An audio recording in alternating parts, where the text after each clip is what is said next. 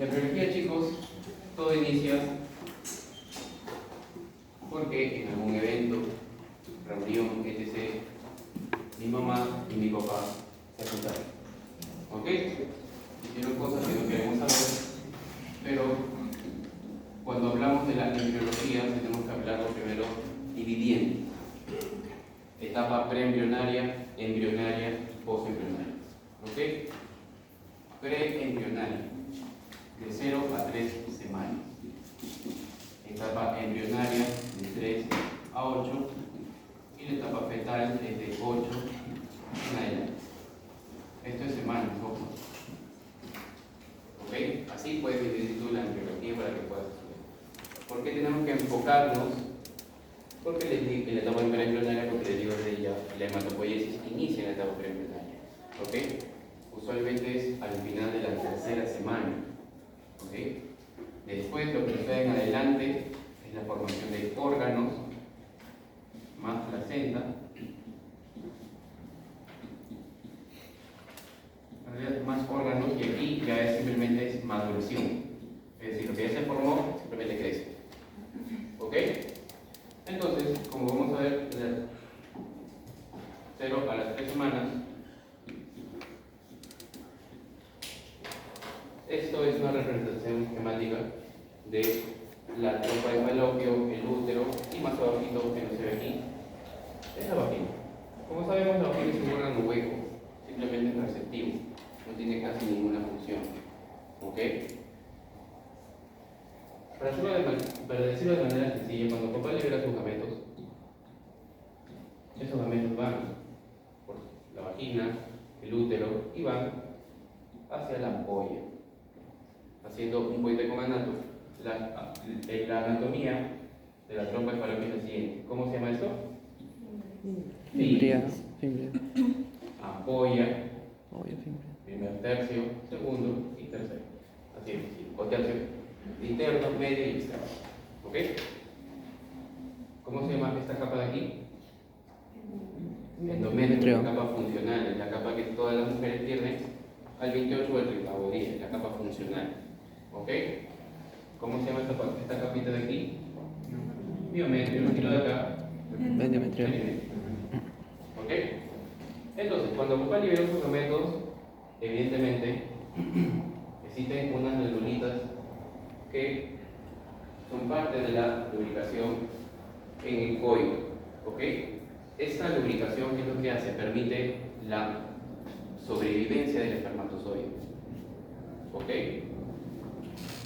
Para los que ya llevaron ginecólogos, los que están llevando, van a ver diversas claves.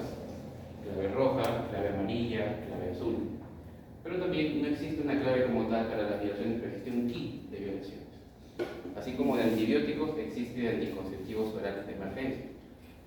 ¿Cuál es el anticonceptivo que sabemos nosotros, y es el más popular? El levonorgestrel. ¿Ok? El levonorgestrel de emergencia es de 1.5 gramos.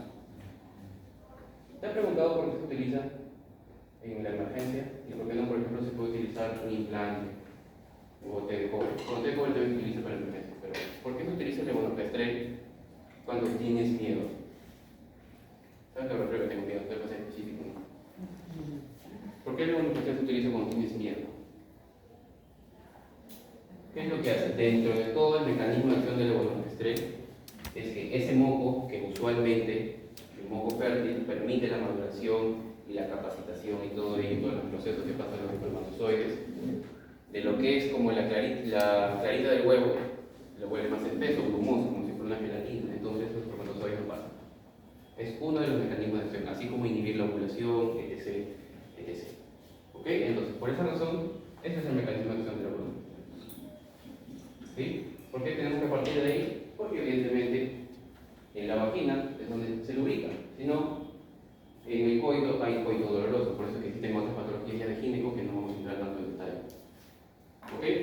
Entonces, evidentemente, como tus papás te planificaron, no, tu mamá no va a tomar esto, ¿no?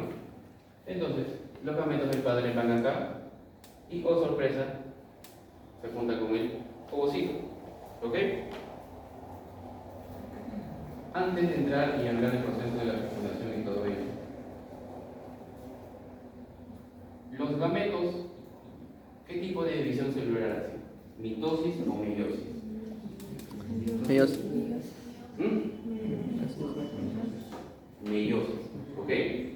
hace meiosis. ¿Qué otra pregunta puedo sacar de acá? ¿Cuándo inicia la espermatogénesis? ¿Cuando ya eres feto? ¿Cuando eres embrión? ¿Cuándo inicia la espermatogénesis? En el primer puerto. Okay. La espermatogénesis inicia en la pubertad. Y la ovogénesis, ¿cuándo inicia?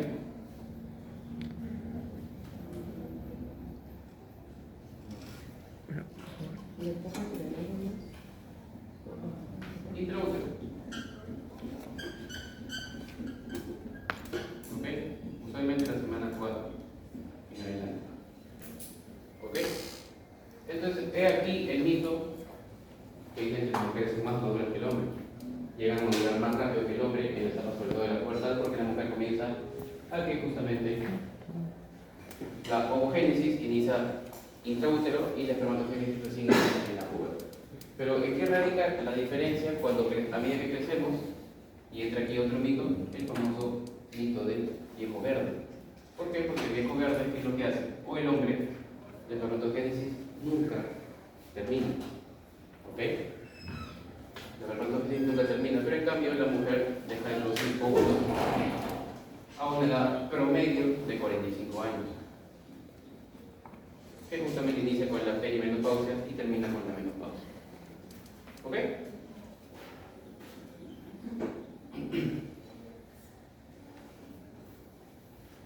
Entonces, como te planificaron y no fuiste producto de una noche, se une el ovocito, es decir, los dos gametos, el gameto de la mujer y el gameto del hombre, espermatozoide y óvulo, para que formen el cigoto o huevo. ¿Ok? Dentro de la división celular del ovocito, ¿cuándo completa su maduración? Eso es pregunta de Embrio, pregunta de un teórico, pregunta de examen oral.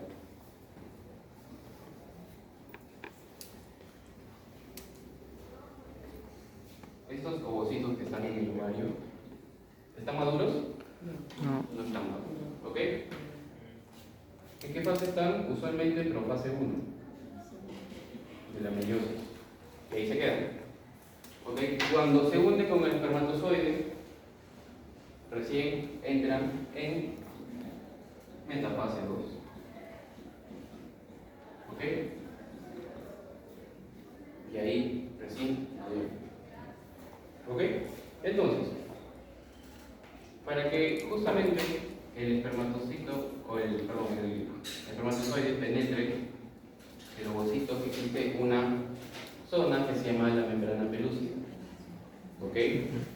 ¿Qué sucede entonces cuando penetra la cabecita del espermatozoide a la membrana pelúcida? Existe una reacción que se llama, ¿cómo se llama la reacción que permite que ningún espermatozoide más entre a esta óvulo? La reacción acrosomal. ¿Ok? ¿Cuál es el acrosoma? Supongamos que este se llama espermatozoide. La cabeza, estas partes del acrosoma. ¿Ok? Ahí es la fuente energética del espermatozoide, que es rico en ¿qué? Fructosa. Principal fuente energética del espermatozoide es la fructosa. ¿Ok? Es un carbohidrato. ¿Sí? Entonces, cuando esta cabecita penetró la membrana pelúcida del ovocito que está aquí, este moradito, la reacción que produce se llama reacción acrosomal. ¿Por qué me sirve esta reacción acrosomal? Para que ningún otro espermatozoide pueda penetrar el mismo óvulo secundario. ¿Ok? Entonces, haciendo cuenta con patología, doctor, ¿no las ciencias básicas? Me está enseñando bien. ¿Qué sucede con ¿cuál es tu nombre?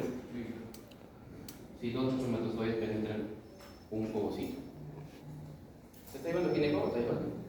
¿O lleva? No, está llevando. ¿Está enseñando eso? 211. ¿No te enseñó? ¿No te enseñó quién es el fruto? ¿Qué sucede entonces cuando penetran dos o más espermatozoides un mismo óvulo?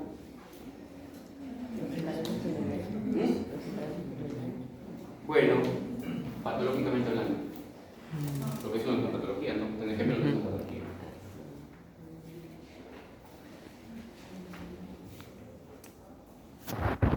Muela. Mola, ¿no? ¿No has escuchado muela alguna vez? Sí. Hemorragia del primer trimestre. ¿Ok? Dentro de la hepatogenia de la muela. Dentro de la hepatogenia de la muela, una de ellas es que dos espermatozoides penetren el mismo óvulo. Y hoy después vamos a ir a ver por qué justamente esta muela puede producir cáncer. ¿Ok? O por carcinoma. Entonces, como sus papás se ratificaron y todo ello, el cigoto va creciendo, blástula, cuatro células, mórula, blastocisto. El blastocisto es la célula pluripotente por excelencia y además es la más preguntada en los exámenes orales, escritos, verbales, etc. ¿Por qué? Porque si yo te pregunto en qué célula o en qué fase de la división celular del huevo se implanta, es en blastocisto. ¿Ok? Blastocisto es igual a implantación. ¿Dónde vemos que se está implantando? En el tercio externo de la trompa. ¿Ok? Ojo a implantación. Tercio externo de la trompa. ¿Ok? ¿En qué día inicia esto? ¿Qué dice tu plaque? Aquí dice el día 6. En Perulandia y en el Lactefam, para el día de ellos de la implantación es el día 7. Pero si tú en tu examen oral te preguntan qué día de implantación, obviamente no solo te vas a decir el día 7, tienes que decir lo que hemos explicado, cómo llega el blastocisto y en qué día se implanta. Puedes decir día 6 o día 7 y está bien, no hay ningún problema. Pero no vas a decir día 10, porque eso depende, puede ser en otro universo que no es. ¿Sí?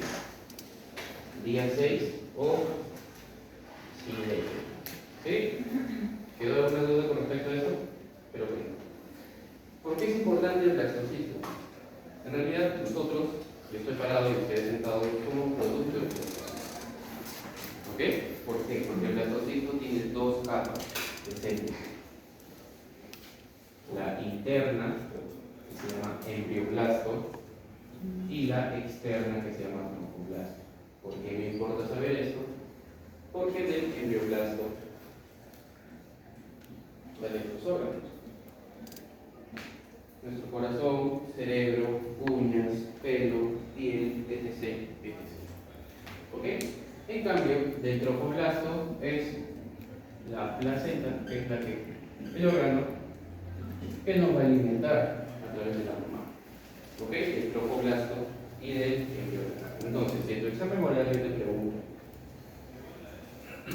¿cuáles son las dos capas del blastocisto? Me tienes que decir. Embrioblasto o Tromboblasto. ¿Ok? Antes de pasar al embrioblasto,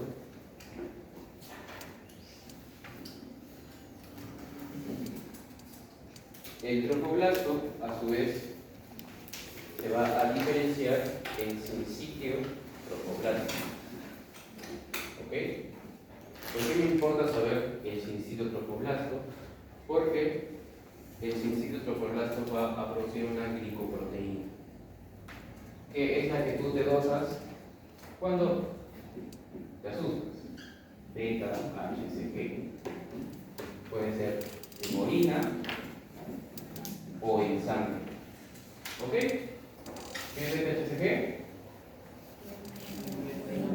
Hormona gonadotropina coriónica humana, fracción beta. ¿Ok?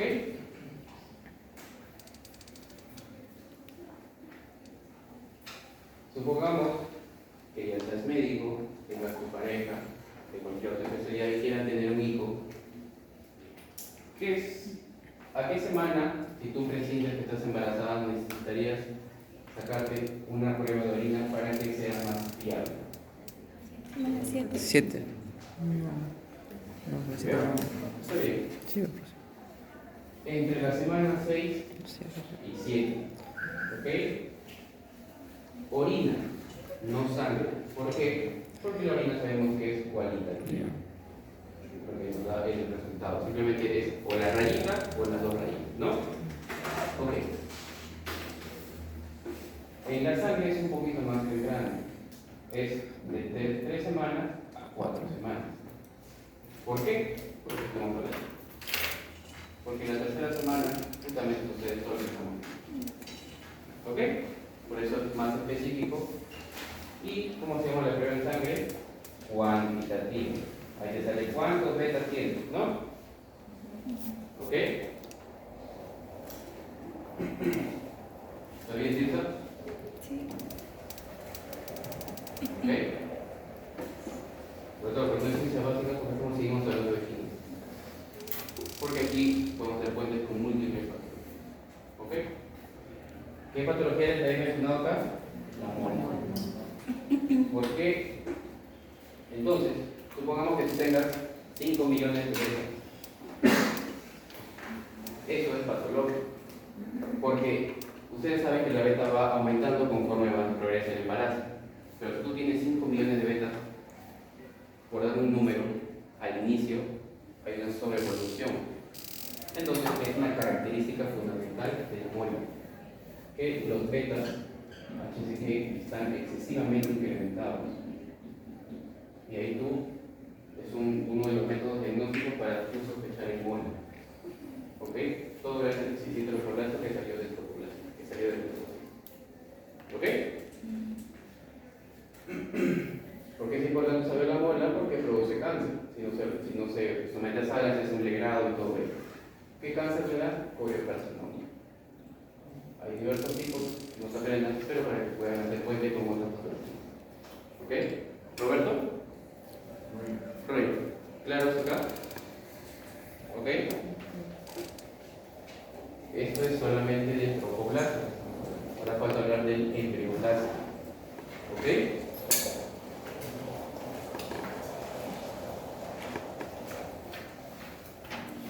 Muy bien. Ahora, todo lo que hemos hablado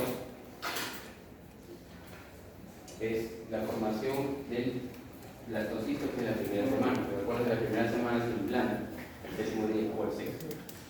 En la segunda semana existe un evento importantísimo en la embriogénesis. ¿Ok? Es justamente la gastrulación. Esto ocurre en la segunda semana. ¿Por qué me importa saber esto? Porque si ya sé que el blastocisto tiene dos capas, que es el embrioblasto y el tropoblasto, y ya hablamos del tropoblasto, me toca hablar ahora del embrioblasto. ¿Ok? Embrioblasto. El embrioblasto, a su vez, así como el blastocisto tenía dos capas, el embrioblasto tiene dos capas también. El epiblasto y el hipoblasto. ¿Ok? Y lo puedes ver aquí en tu plato. Es un disco piramidal o dos capas femeninas. O dos capas celulares. ¿Ok? ¿Por qué me importa saber esto? Porque nuestros órganos es producto de la diferenciación del epiblasto. Nuestros órganos. ¿Ok? Corazón, hígado, pelo, uñas, etc. Del epiblasto. Del hipoblasto se va a diferenciar el sarcoplasma. Oh sorpresa, el primer órgano hematopoyético del embrión es el sarcoplasma. ¿Ya vieron por qué es importante iniciar con la embriogénesis antes de pasarme a saber qué es un glóbulo rojo, qué es una plaqueta, qué es un glóbulo blanco? ¿Ok? ¿Quedó claro? ¿Hasta aquí? ¿Sí?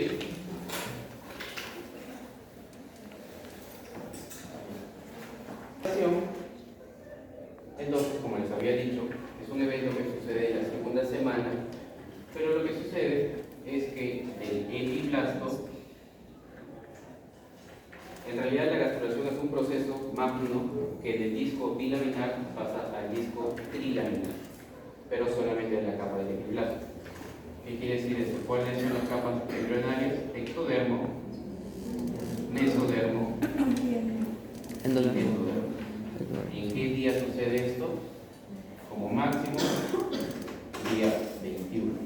¿Ok? Porque la segunda y la tercera semana ocurren de manera simultánea. ¿Ok? Pero todo inicia a partir de la segunda. Por esa razón, si te preguntamos en qué día ocurre la gastrulación, dicen que van a responder que es en el día 21. ¿Qué es la gastrulación? El paso de una capa bilaminar a una capa trilaminar. ¿Ok? Y como sabemos, del ecto, del meso y del endo van a diferenciarse en sus formas. ¿Ok? ¿Entendido hasta acá? ¿Ok? Como es la embriología, cómo hemos sido formados. ¿Ok? Todo lo que sucede en las primeras 3 semanas. Por eso es un evento crucial. ¿Sí? Muy bien. Una vez que ya sabemos cómo se forma la hematopoiesis,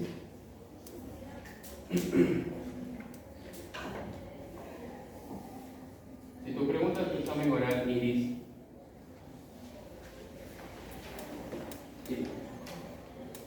¿en qué semana inicia la hematopoiesis? Tu respuesta es 3 semanas. a la tercera semana. ¿Ok? Pero, si tú tienes un río lleno de agua, ¿qué necesitas para que discurra el río? Una Corriente. zanja o algo cavado, ¿no? Un lugar donde. Entonces, ¿qué es el lugar? Si hacemos la analogía con respecto al cuerpo, que tenemos el río que es la sangre, ¿y cuál sería el lugar por donde discurre la sangre? Los vasos. ¿Ok? Entonces, otro evento que ocurre en la tercera semana es la angiogénesis. ¿Sí? Hematopoiesis y angiogénesis. Angiogénesis ocurre en la tercera semana. ¿Sí? ¿Cómo se forman nuestras células sanguíneas? ¿Cómo? A ver. ¿Cuál es tu nombre? Antonio, doctor. La sangre y otra cosa es de qué está compuesta la sangre. No se aventuren en decir más o en tratar de sorprendernos, porque al final los sorprendidos van a ser pocos. ¿Ok? Muy bien, fundamental tiene esta stem cell, tiene su gran capacidad replicativa. ¿Ok? Todas las células de nuestro cuerpo, las células madres, células progenitoras, etc., sean los sinónimos que sean, tienen esa gran capacidad. Por esa razón, simplemente, sencillamente por saber esa característica, nosotros nunca nos vamos a quedar sin glóbulos rojos, sin glóbulos blancos, sin plaquetas, etc. ¿Ok? Ahora, con respecto al linaje o la división de estas células, simple y sencillamente se dividen en dos: mieloide y el linfoide. Nada más. ¿Ok? Si se dan cuenta, de la línea mieloide salen la serie roja, serie plaquetaria, serie blanca, y de la línea linfoide lo único que sale es los linfocitos, que tenemos 3: T, P y natural. Nada más. ¿Ok? Entonces, si yo te pregunto en tu examen oral, ¿qué es la hematopoiesis? Tienes que explicar que es la formación de células sanguíneas, que todo parte a través de una célula multipotente o stem cell que se divide en dos linajes: mieloide y linfoide. Mieloide, serie blanca, serie plaquetaria, serie eritroide, y linfoide, linfocitos. Nada más. Esa es la respuesta que tú debes dar. ¿Ok? Listo.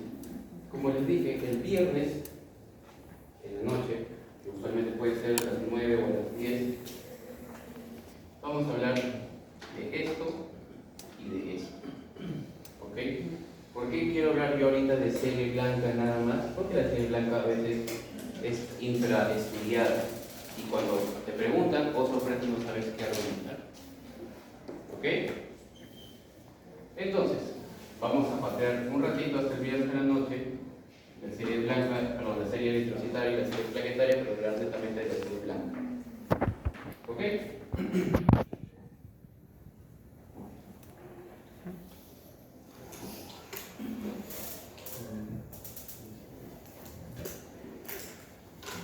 Serie blanca. ¿Cuál era tu nombre? Angie. ¿Cuántos leucocitos tenemos en el cuerpo? Del 1 al 10. ¿Cuántos tenemos? 1, 2, 5, 10.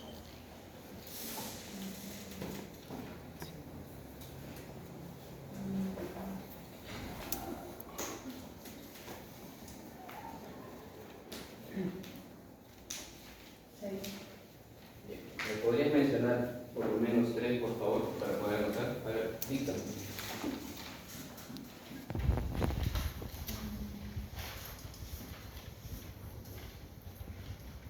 Cualquiera, primero que te venga a la mente.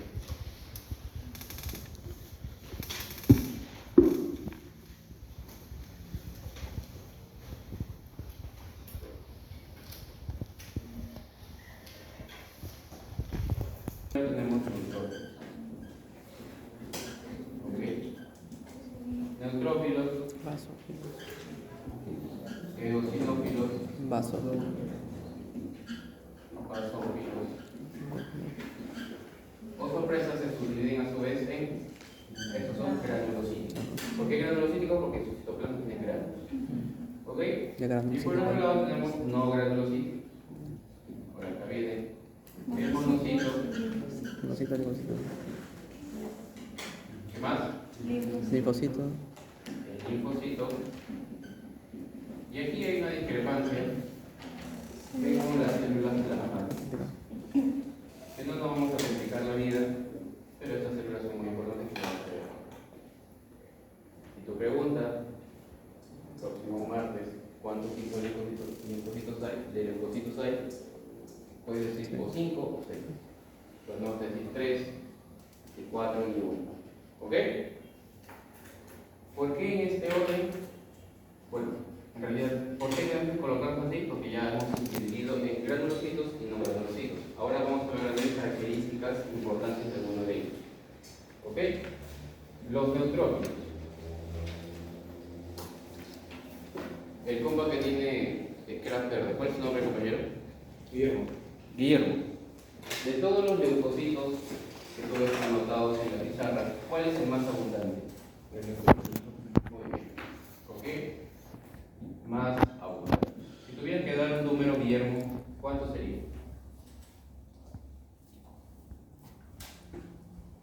Pues un porcentaje que es de 55 a 65. ¿Ok?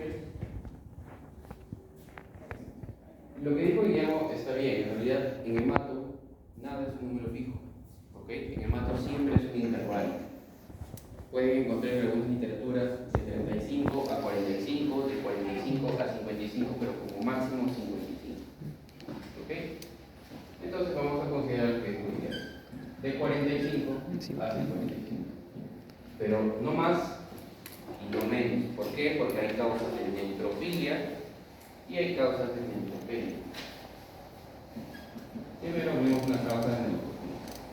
Tu compañera es la Guillermo, ¿cómo se llama? ¿Ah? Guadalupe.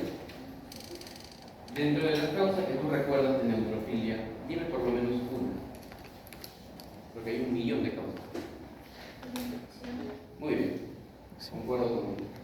¿Ok? Infecciones. ¿Qué patógenos nos pueden infectar? Guadalupe.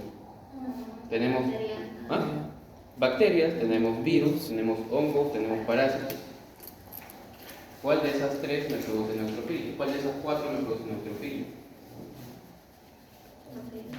Muy bien. ¿Ok?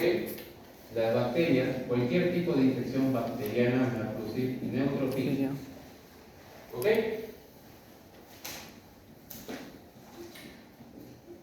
Si hablamos de neutrofilia, tenemos que hablar de neutropenia. ¿Qué causa Janet conoce de neutropenia? La primera cosa que se traiga a la mente.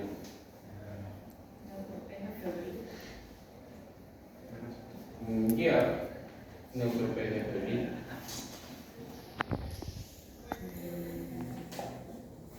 A mí se me ocurre una más frecuente. Leucemia. ¿Ok? O discrasias sanguíneas, o cáncer de la sangre, etc. Leucemia. ¿Ok? Eosinófilos.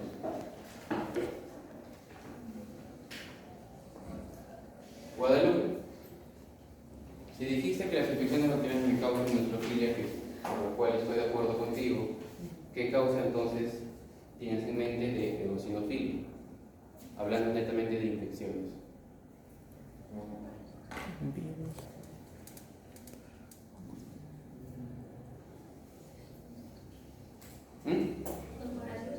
Muy bien. Parasitarias.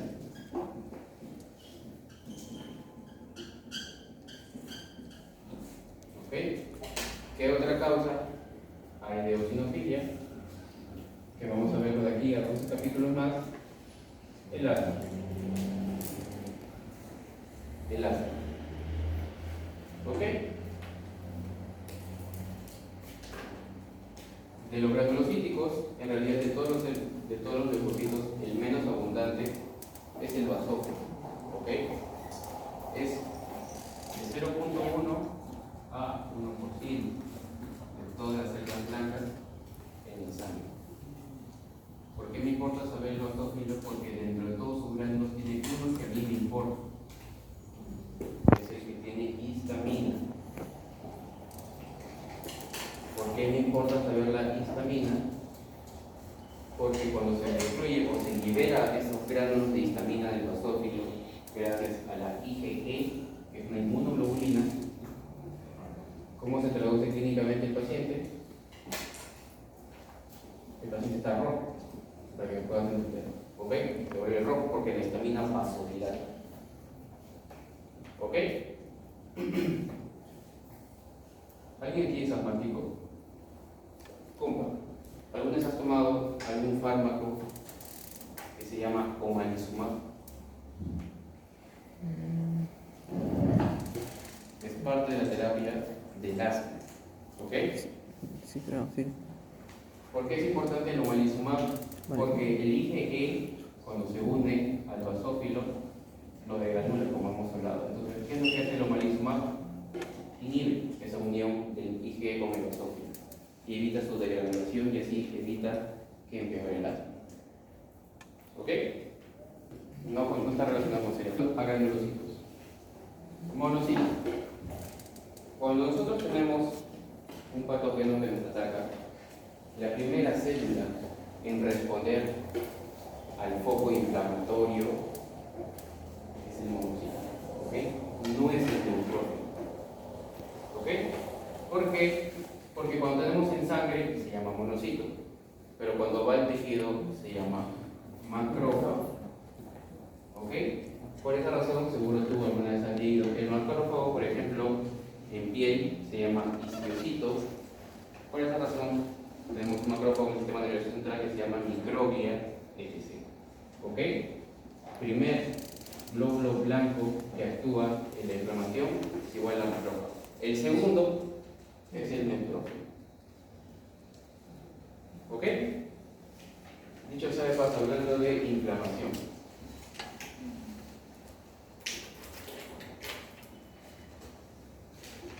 Jesús, Párraga, ¿sí no?